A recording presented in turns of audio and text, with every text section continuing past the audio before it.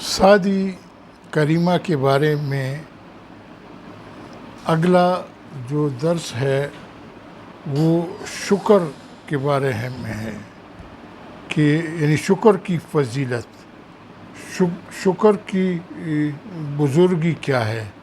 اللہ تعالیٰ فرماتا ہے شکر کے بارے میں، اگر تم شکر کرو گے تو میں تمہارے لیے اور زیادہ کروں گا، لیکن اگر تم اس کے خلاف جاؤ گے تو میرے عذاب سے ڈرو۔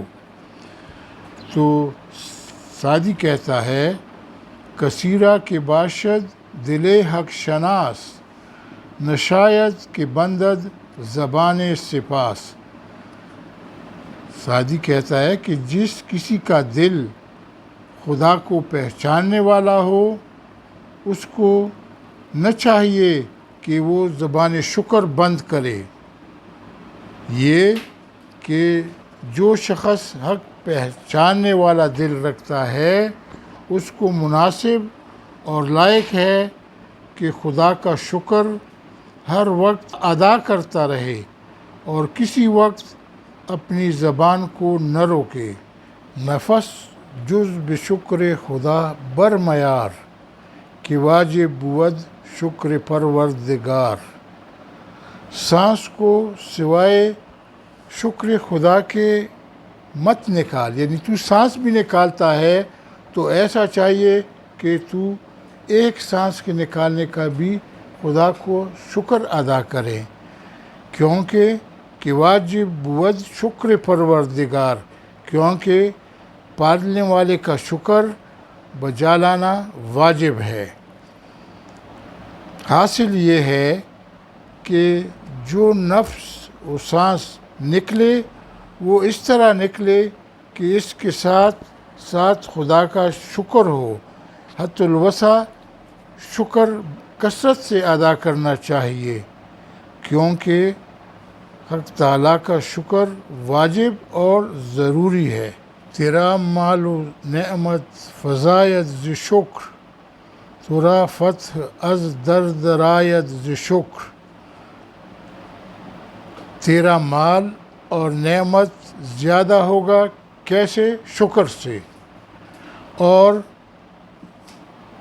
تجھ کو فتح و ظفر شکر سے ہی ادا ہوگی، جیسے ہم پچھلے شعر میں کہہ چکے کہ لئن شکرتم لازیدنکم، تم شکر کرو گے تو ہم تمہاری نعمت زیادہ کریں گے۔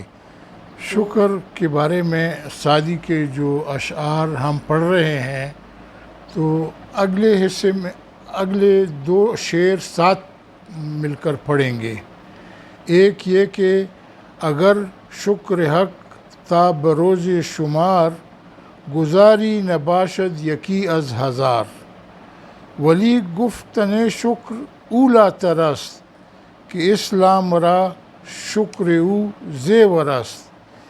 یعنی اگر خدا کا شکر قیامت دن تک تو عطا کرے تو ہزاروں میں سے ایک حصہ بھی تو نہیں کر سکے گا، لیکن شکر کرنا یہ بہتر ہے، کیونکہ اسلام کے لیے اس کا شکر زینت ہے۔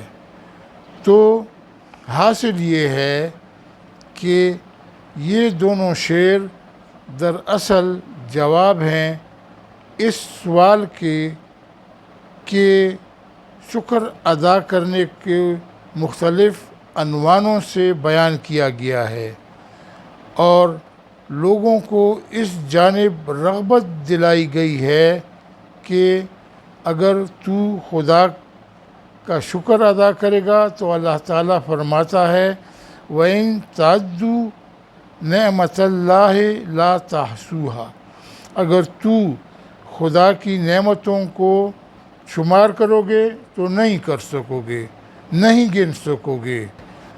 یہ بہت ہی ظاہر ہے۔ یہاں پر ایک شعر اور ذکر کروں کہ کہتا ہے من شکر چون کنم کہ ہمیں نعمت از تو، نعمت چگونه شکر کنم از زبان خویش۔ میں کیسے تیرا شکر ادا کروں کہ سب کچھ تو تیرا دیا ہوا ہے، تو پھر اپنے منہ سے کیسے میں تیرا شکر ادا کروں؟ غرض شکر ایزد نہ بندی زبان، بدست آوری دولت جاویدان۔